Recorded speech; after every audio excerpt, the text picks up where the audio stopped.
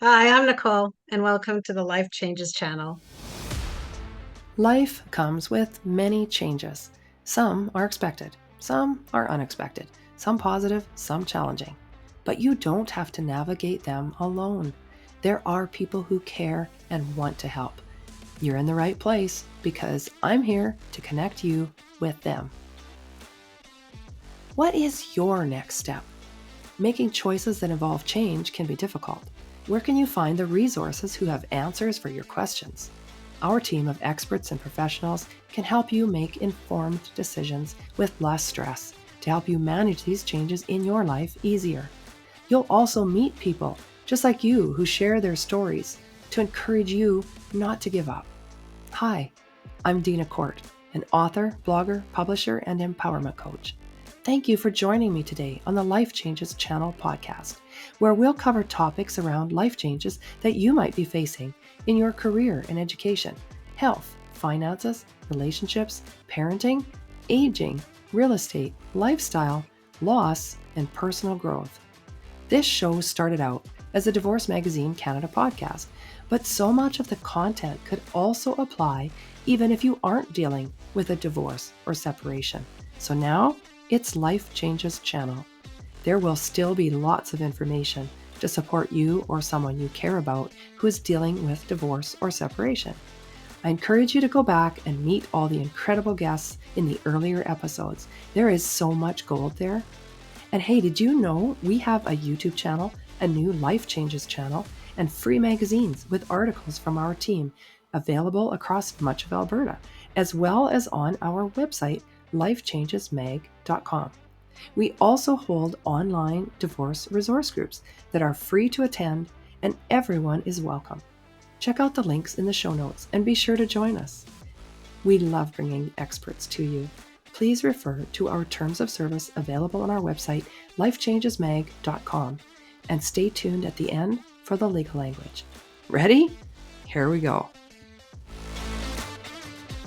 How would you like a chance to win one of multiple gift cards available in multiple draws just for telling me what you think? I have a brand new survey. It's real quick and easy, just takes a couple minutes.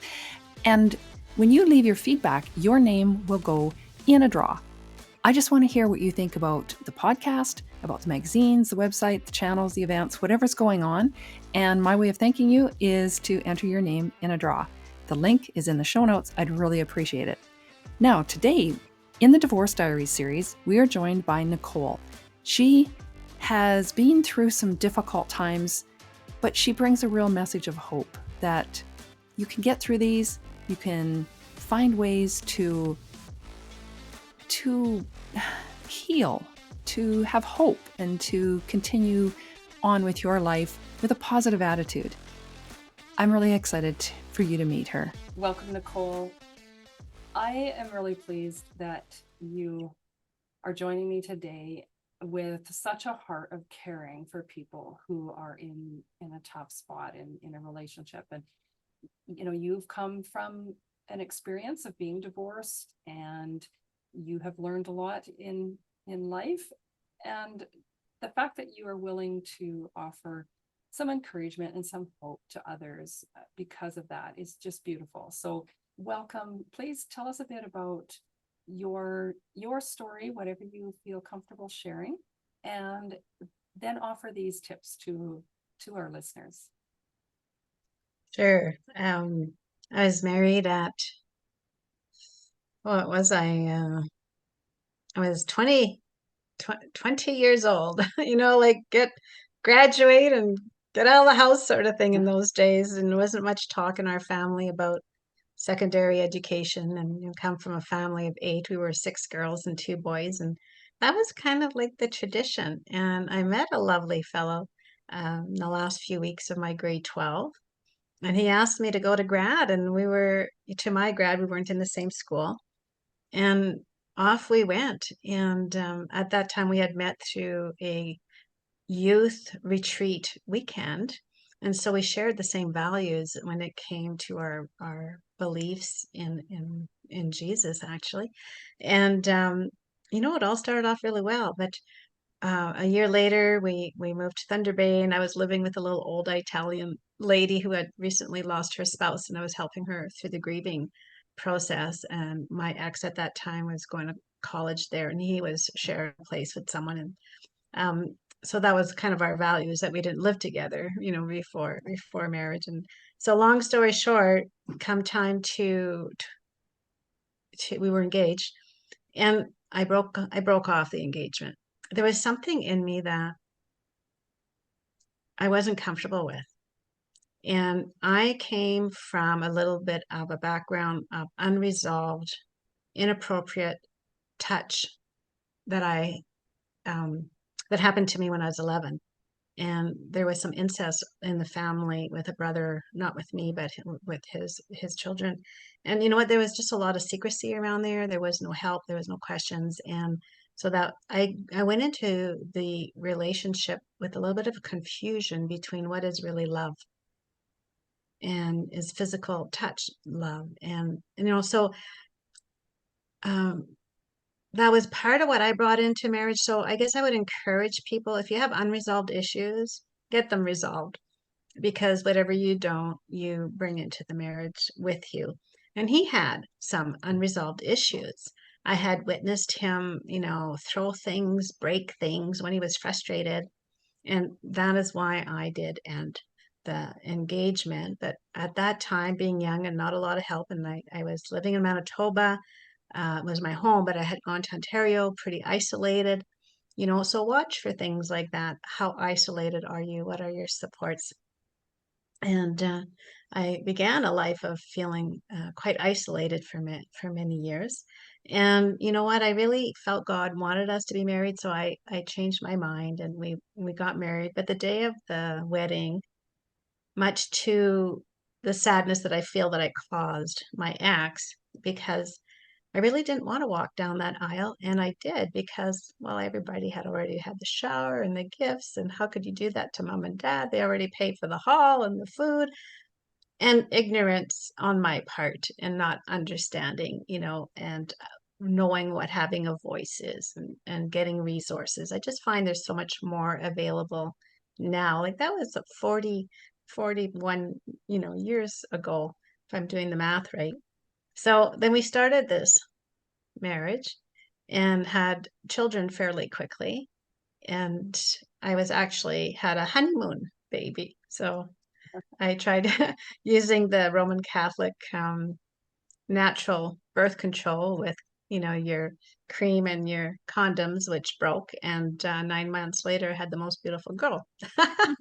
And she doesn't like that story because she feels that it really devastated her when I shared it with her one day when we were talking about the whole thing about condoms when you're a teenager, sort of thing, because Mhm. she felt rejected. But I was so in love, and I wanted so much to have and I had moments because as he was studying, there was still more of the moods and things like that. But long story short, for a number of reasons, 33 years later, my body gave out.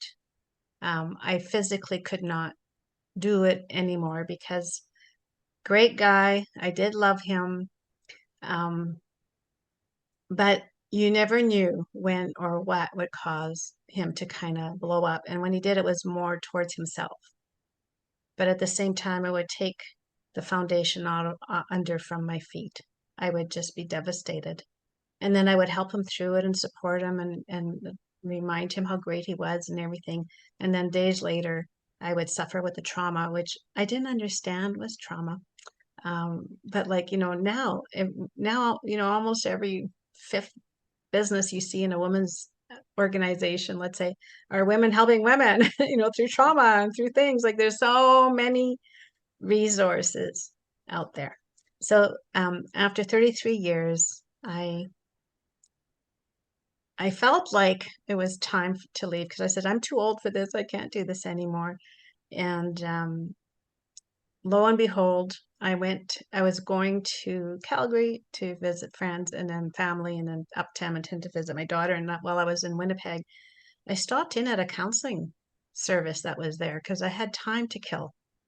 And I went in, and lo and behold, she showed me this. I'm going to tell you about it. This cycle of violence. It's a wheel of violence. I've got it on my phone. I don't know if you could see it. Oh yeah. Okay, Powerful on the looks like Snapchat. that.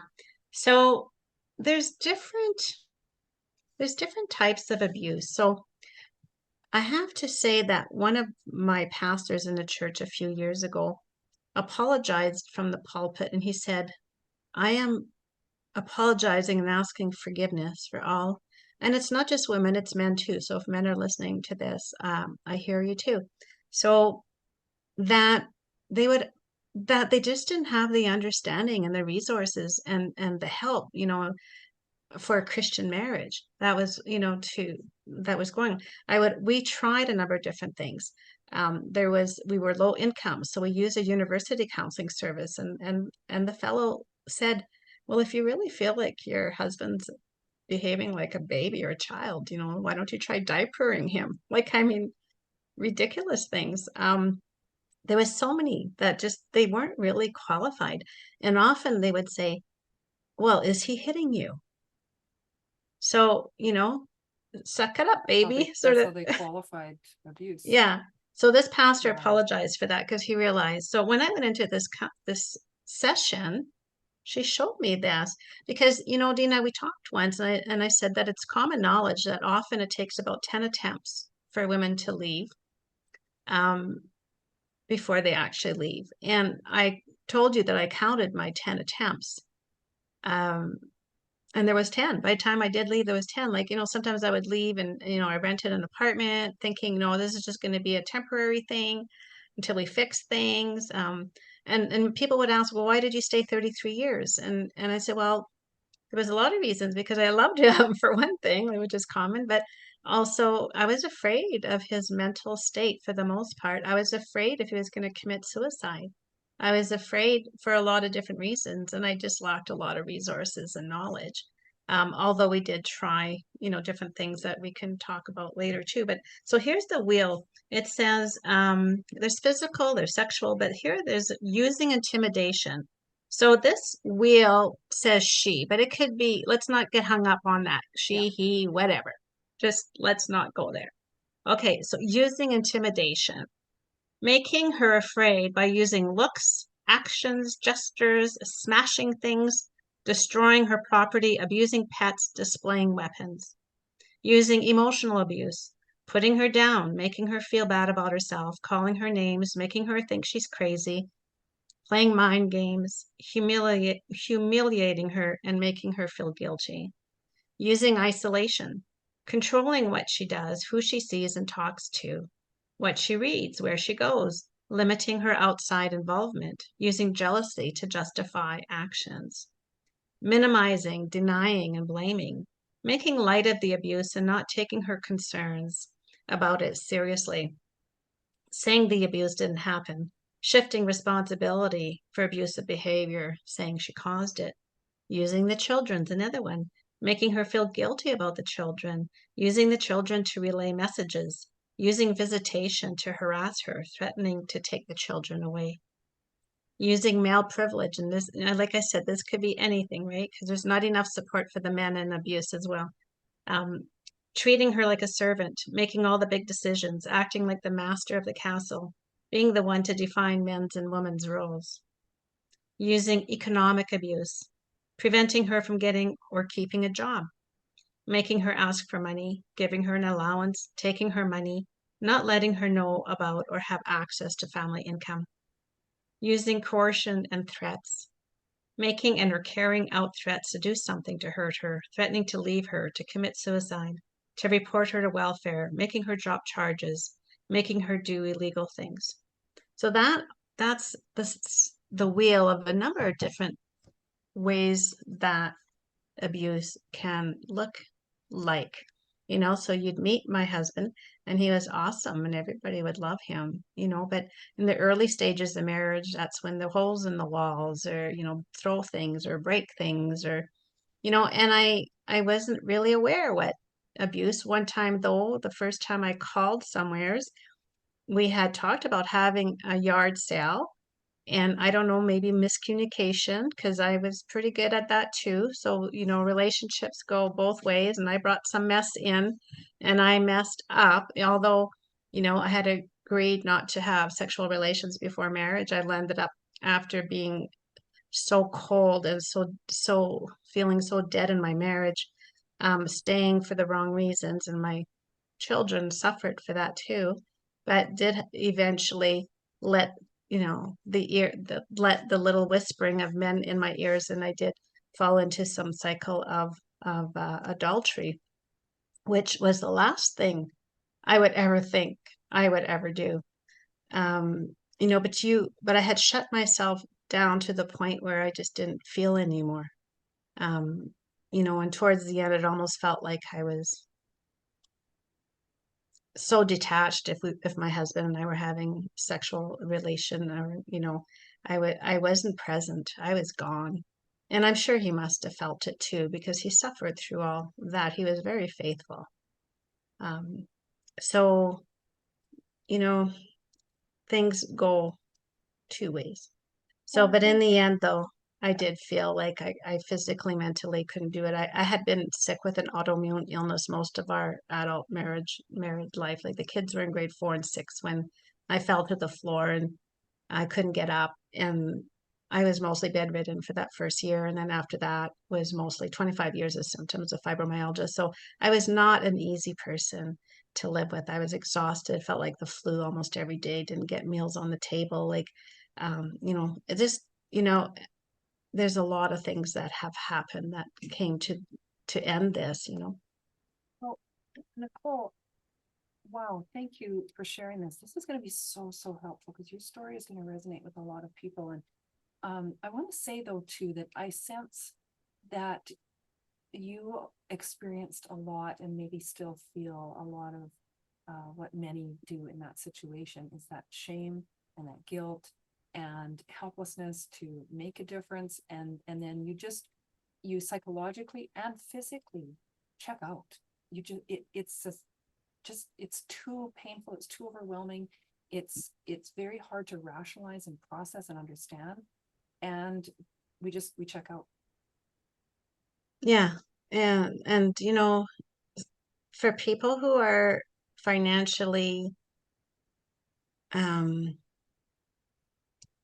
coasting, let's say, there's not as many resources too. So now there might be more, but and it depends on some of the people who do have a health plan of some kind. That is a real blessing too. And those of you that might have a Blue Cross plan here in Alberta, there is free there, not through Blue Cross, but as a third party, that if you're really suffering with mental health, you get to choose a professional and get 12 free visits.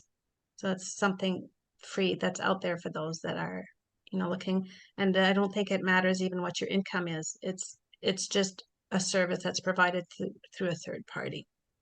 That's good for people to know that these resources are out there, and I feel like what we're even doing today, having these conversations that have been kept, there's such a stigma around having these conversations, and people, it feels awkward and cringy, but if we don't talk about it, it's just going to get worse.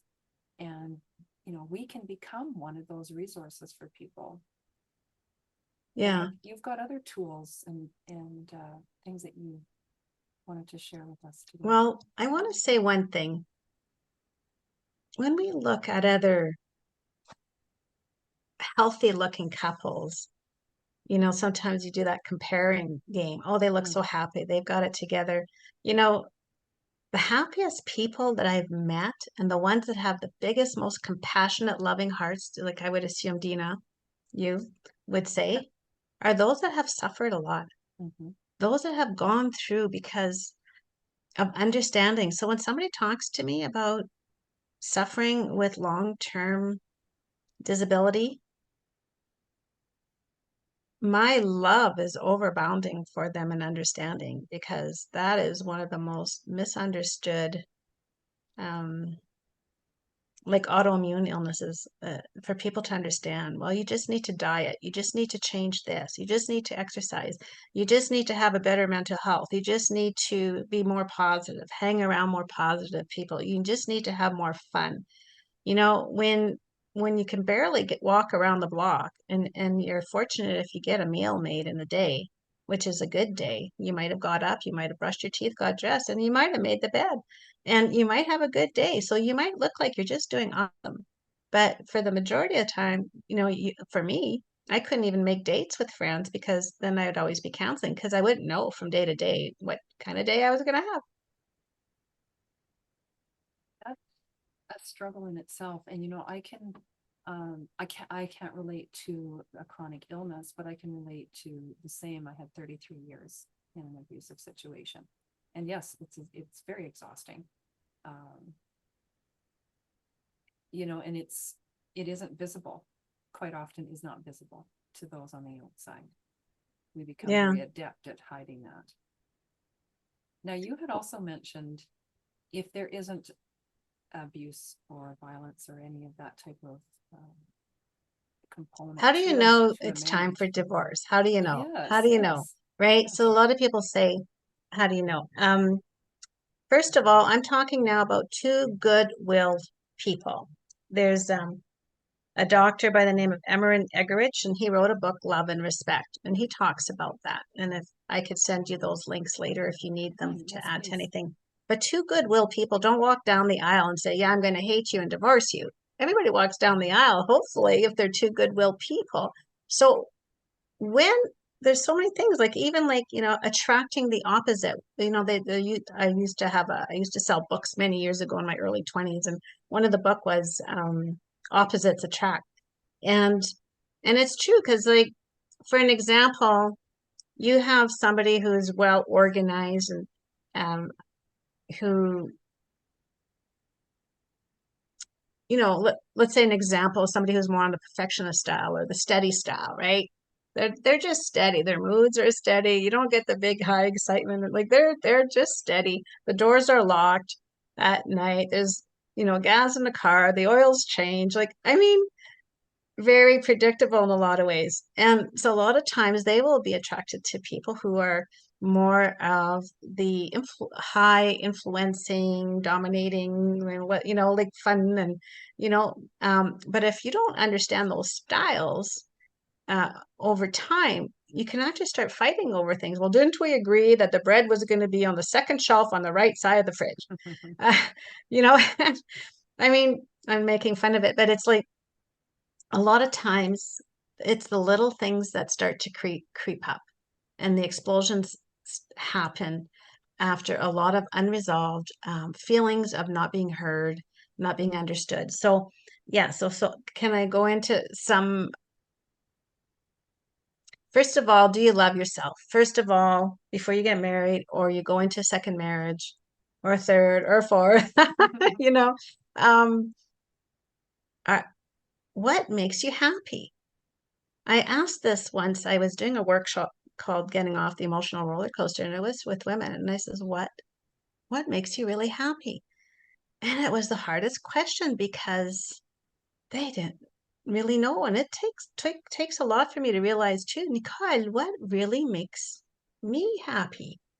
Because as long as we're looking outside of ourselves for that sense of wellness, um, it's hard to be in a very healthy relationship because then you're always looking at what you can get from the relationship. So it's good to know what makes you happy, and why do you love me? Why do I love myself? So that when we go into a relationship, we're going into more of in a stance of willing to share with somebody else, not so much what can I get from this person. You know, it's like having that wish list. Okay, blue eyes, blonde hair, and a good cook, and you know, like, which is okay. And I think maybe it doesn't hurt to be very specific, but you know, it's just coming from, where are you coming from? Where are we coming from? Are we coming from where we're here to help somebody that we love become the best person that they can? And what does that take, right? Otherwise, we could fall into more self-serving and selfish kind of things. So I was like that in my first marriage for the first few years because I always looked for my husband to make me happy. I loved him and he needed to love me. So that brings me to Emerson Eggerichs. I don't know if you've heard of the book, but there's also DVDs that um, you can watch or share in a group if you want, but they're called Love and Respect. And the website's loveandrespect.com. And it's not perfect, absolutely true for every scenario, but he does talk a little bit more about how much women really need to be loved and what does that look like and what does respect for men look like without the domineering type of respect, right? Um, Respect, and not worshiping. well, yeah, and not being the one that you know, this is my decision and you're not part of it, and like that kind of dominating type of thing. But a lot of times men leave in their 50s because they feel like a used shoe, right? And a lot of women leave too because um, they get to an age where that they want more. And these were two goodwill people that if they could have communicated more on a level to better understand and help them to have those needs met. First of all, we need to understand the needs ourselves. But going back to Emerson, just for fun, he's funny in some ways, like, um, women are all sitting around together and they go, oh, there's an event coming up. Oh, I've got nothing to wear. And so all the women go, great, we're going shopping next weekend. You want to join us? And, the guys are all sitting around. They might say, hey, I got nothing to wear. And they say, oh, she doesn't do your laundry either. Eh? So, I mean, we do tend to think a little Yeah, those differently, roles. but, and there's a lot we can learn about, like even one of the examples he gives is a man painting, outside he's painting and the wife, and he just wants the wife to sit there and look at him once in a while and wave and admire. And it just pumps them right up. So, it's learning about what fills our love tanks. So that's one of them. Another one that's quite common, and it might have some biblical connotations to it, but you know what? There's a lot of truth in it. So take what you want and throw out the rest or whatever. But it's the 5 love languages. So 5lovelanguages.com. Now, this is a huge one. Yeah. What are the 5 love languages? There's words of affirmation, acts of service, receiving gifts, quality time, and physical touch. So my new husband of 6 years, we did all these things before getting married together. And it was kind of fun to have a fellow who's open to that, but you're older, by the time you're in your 60s, so, but what's interesting about this is we tend to expect people to show their love to us in the way we like to show love to others. For example, receiving gifts. For some people, they love to go and surprise people and put these little gifts together and everything and love to give them. And when they receive something like that, it's like, oh, my soulmate. And but you know what? The other spouse may not have that receiving gifts. I don't. If somebody gives me a gift, it's like, that was really nice and thoughtful and I appreciate, but it doesn't fill my love tank, to the point where, wow, like that was really cool, right? So for me, I really like the quality time, the physical touch. I do like the snuggling and, holding hands and things like that. And, but for somebody else, that might mean nothing. Maybe going to work and getting you know, paying the bills. That's their way, is their acts of services. Maybe they wash the dishes for you. So this is a huge one because there's one example that he gives is, it's called the fifth anniversary event. And she's all excited, waiting for him to get home. And he says, this is our fifth anniversary. Let's eat. Let's go out to eat wherever you want to go. And she says, and so where do you want to go? So she says, you decide. And he says, no, no, no, this is for you. You decide. Tell me where you'd like to go and we'll go. And it goes back and forth like that. You decide, you decide. And so he says, you know what? That truck stop up on the hill I would heard had the best steak ever.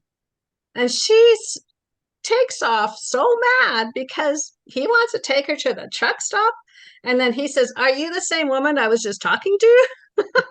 You told me you Yeah. decide, but I mean, that could be a huge thing, right? Because a misunderstanding of what's important there. So to each, Well, and back to what you said earlier, Nicole, to know yourself, have an idea of what would mean what is important. And then when you're asked, you'll have an answer. And instead of having a blowout later and a misunderstanding, understand what you would like and what would mean a lot to you. And I think in general, women tend to be the ones that don't want to speak up. They want the guy to just know her well enough to have the right answer. And the guy just wants to please you. He honestly just, if you just say, he's so pleased that you tell him. I've actually heard a cute little meme where it says, ask her to guess where you're taking her and take her to the first place that her first guess oh, is. isn't that a good one? Eh?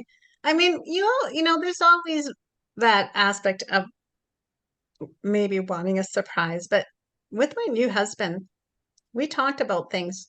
What what did you do in your first marriage or what did you do in your marriage, for Christmas? Because his previous wife passed away of pancreatic cancer, and they had a cool, loving relationship, and so it wasn't a big deal for them, this whole gift thing, right? So if I had been hanging on, oh, no, I'm waiting for this, and it's not a big deal. Like, in fact, you know what? Like, Christmas could be every day. Like, I mean, you know what I mean? So it really helps, like what you were saying, Deena. You could talk about it. I'll tell you one thing I learned. Men go absolutely crazy in their minds when they know that their significant other is hurting and they can't fix it. Men, in the most part, are made to be fixers. They want to fix everything. And when they can't, it's the most frustrating thing ever. So having communication so that what you were saying, talk about things like, we talk about things like gifts, and we talk about, what kind of budget maybe, or like, just take away some of that stress. And men and women aren't mind readers. So the aspect of communication is really important. Like, so I also encourage people to look at the DISC profile. You can go online and look up DISC, DISC. The DISC profile: D is dominating, I is influential, S is steadiness, and C is conscientiousness. And there's strengths and weaknesses to each behavioral style. This is not Myers-Briggs personality. This is how do you tend to behave in a specific environment, maybe like work or at home. And so if you're at work, you can learn how to better communicate with your coworkers and things like that. And for every strength that you have a balancing kind of weakness. So, for example, I've been doing most of the talking and not giving you a chance to talk. So that's my influential style or whatever. But if I don't give you a chance to talk with somebody else, then it's become a weakness. Does that make sense? That How makes I'm trying sense. to And I strength. want to also put a thought in here as well for women specifically, because you did mention how men really want to fix, they want to take care, they want to make things right. And if we just say, no, I'm fine, no, I'm fine, and we don't communicate, they're going to think it's something that they are failing at not fixing. And I'm willing to bet that 90% of the time it isn't something they can fix, that we think, well, I'm not going to tell him, he can't fix it anyways. But if we can just be open and say, this is what's actually bothering me. And thank you for listening and for caring. I don't think there's anything you can do to help, but thank you. Thank you for listening. I'll get it sorted out. And then at least there's some clarification for them around what it is that is hurting you. Right? Or being more clear, like, um, again, we're not going to put everybody in a box. Not all No, men might be like that, but no, the average partner who's in that role feels that way. yes. And so it's like, it's important that we say, hey, I just want you to listen. I don't need an opinion, or I don't need you to fix this. I just need an ear or a shoulder. It's a good practice to get into, is saying, do you want me to listen, or do you want my opinion? And then you listen with a different mindset. They know that they can safely tell you, and you're not going to be trying to solve it right away, or whichever answer they give. And I find that helps as well. It's really important. So again, going back to, these are two goodwill people, and some of the things that we can do to help prevent a divorce.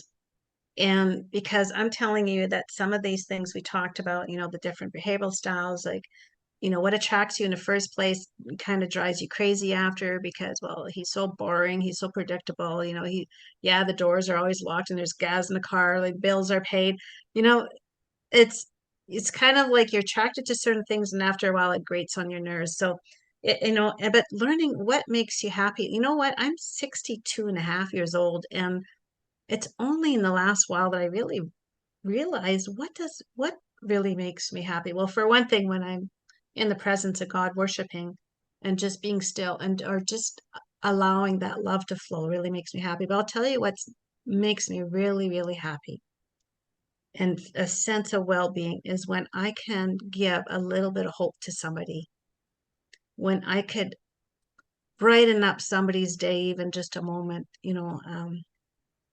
when I could pray for somebody and maybe they've never had anyone pray for them, and they have an experience that's life changing, or they really sense something special.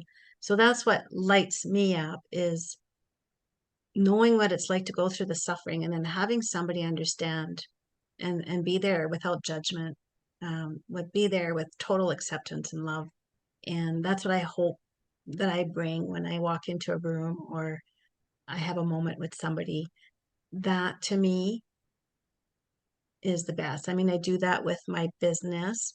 Like a lot of us have all kind of are in businesses that really come out of our experiences, right? So if I could bring hope to somebody who has long-term suffering in a drug-free way, and they have that wow moment, like that sends me to the moon and back, right? So Well, you've definitely filled a lot of people with a hopeful message today.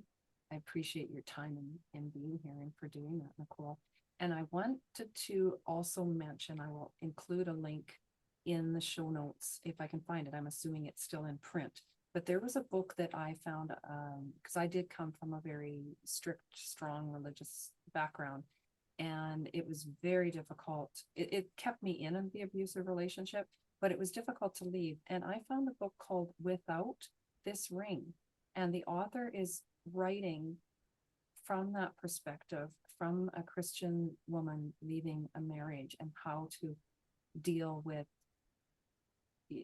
how you can understand and deal with having, being in that position when it's been such a value that was so strongly instilled in you to never leave a marriage, that was forever. So I really found that a helpful resource that was just so benefited that struggle I was having to leave. So I will also include that in the show notes, and I'll include all the links that you've shared today. I thank you for being here. Thank you for the tools that you offered, for being vulnerable, sharing your story, because it will help others. Thank you. well, thank you very much, and hopefully, yeah, if it encourages somebody, that's why we're both here today. And there are all kinds of resources, and another day maybe we'll talk about some of the resources available for when you are actually in the divorce and going through the divorce, because I did come across some good ones there too. So Fantastic. Yes, we'll have you back on again, Nicole. Thank you. thank you very much. Hopefully you heard something today that helps you wherever you might be in life. Do you have questions or a suggestion for a topic you want to know more about? Let me know. Check the show notes for all the contact information. Follow this podcast and find us on social. Know anyone who might find this information helpful? Be a friend and share it. And hey, thank you for hanging out with me today. Keep smiling that beautiful smile. The world needs your sunshine. It means a lot that you spend this time with us and meet our experts and professionals who can help you through whatever life changes you're facing. Please refer to our terms of service available on our website, lifechangesmag.com. The link is in the show notes. Our disclaimer: Divorce Magazine Canada, Life Changes Magazine and channel, and divorce resource groups are intended to educate and provide quality, credible resource information. The contents should not be used as factual until consultation with the appropriate professionals for any guidance. Divorce Magazine Canada, Life Changes Magazine, and Life Changes channel, as well as the divorce resource groups, do not constitute endorsements for, nor liability for any claims made in the presenting of this information.